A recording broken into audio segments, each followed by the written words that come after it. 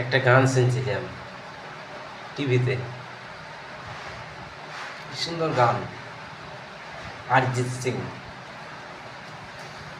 কেবল শুনেছি, कैसे तू मिल गया है, হুট করে গান চলে এসে গেল।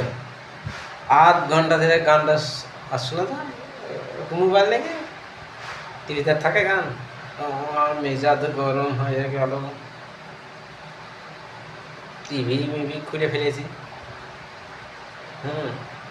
কাল বাদে পরশু রিচার্জ হতে হবে টিভি, আর পারবে না, মোবাইল তো আছে।